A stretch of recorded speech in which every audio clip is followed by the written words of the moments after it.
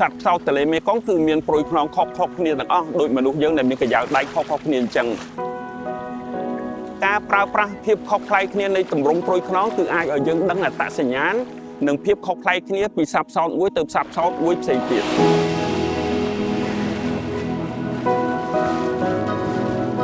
จำนวนซับซ้อนเมียนการกันลังปีประมาณ90 บ้านក្នុងឆ្នាំ2020ឡើងរហូតដល់116 ក្បាលក្នុងឆ្នាំ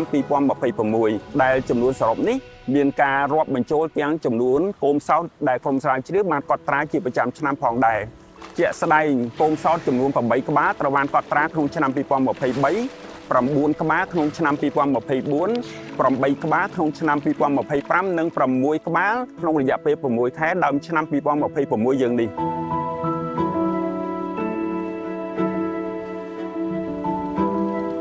ក្រុមស្រាវជ្រាវនៃអគ្គនាយកដ្ឋានជលផល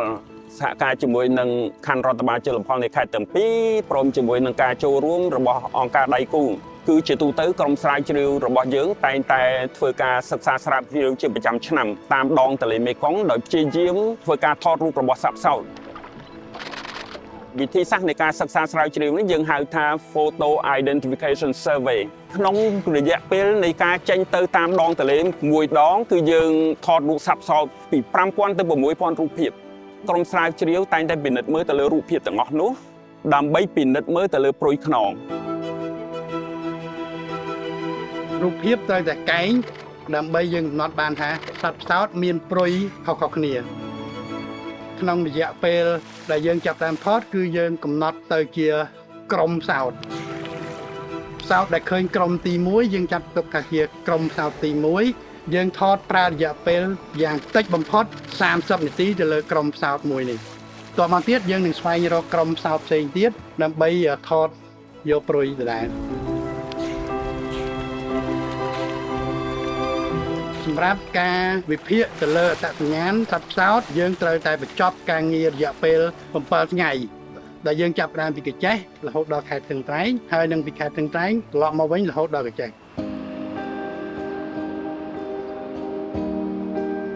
មន្ត្រីអភិរក្សដែលបានកំពុងធ្វើការងារទៅលើការគ្រប់គ្រងនិងអភិរក្សសត្វផ្សោតហ្នឹងគឺមានទំនាក់ទំនងការងារជាមួយនឹងវិទ្យាស្ថានមួយដែលមានឈ្មោះបោះសម្លេងខ្លាំងនៅក្នុងប្រទេសចិនហ្នឹងដែលយើងហៅថា Institute of Hydrobiology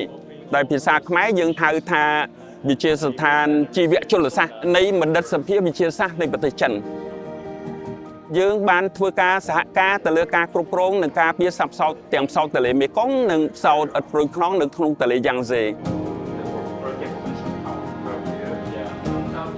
Cambodia government and some NGOs, some institutions, they have been doing some work like photo ID, that kind of work, and it's also very much important.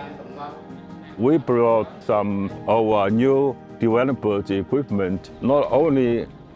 through watching to find the animal, but to listen.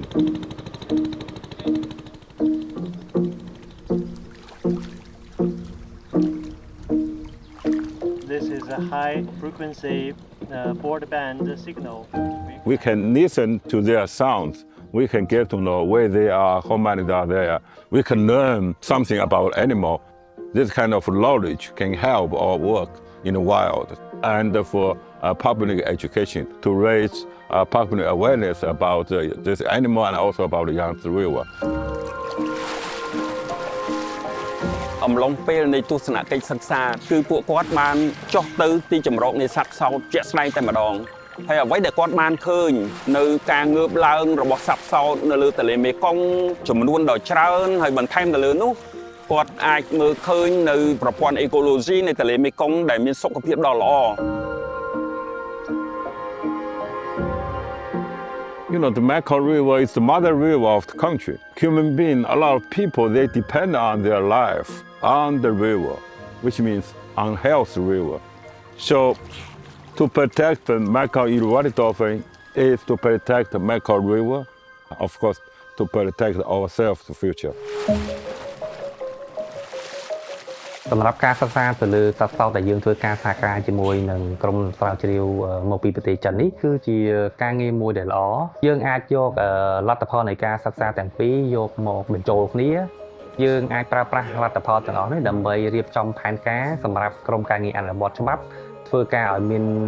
ប្រសិទ្ធភាពដើម្បីការពារក៏ដូចជាការអភិរក្សសត្វផ្សោតទន្លេមេគង្គនេះ ការយកចិត្តទុកដាក់របស់រាជរដ្ឋាភិបាលនិងការយកចិត្តទុកដាក់របស់ថ្នាក់ដឹកនាំនៃក្រសួងកសិកម្មមិនគ្រប់គ្រាន់ទេសម្រាប់ការគ្រប់គ្រងនិងអភិរក្សសត្វផ្សោតទន្លេមេគង្គវាចាំបាច់ណាស់នៅការចូលរួមរបស់ប្រជាពលរដ្ឋមូលដ្ឋានពីព្រោះប្រជាពលរដ្ឋគឺជាម្ចាស់នៃធនធានគាត់រស់នៅអាស្រ័យពឹងទៅលើទន្លេមេគង្គគាត់មានផ្ទះសម្បែងតាមដងទន្លេមេគង្គអញ្ចឹងចាំបាច់នៅការចូលរួមដ៏ស្មោះស្ម័គ្ររបស់គាត់ក្នុងការការពារនិងគ្រប់គ្រងសត្វផ្សោតទន្លេមេគង្គនេះ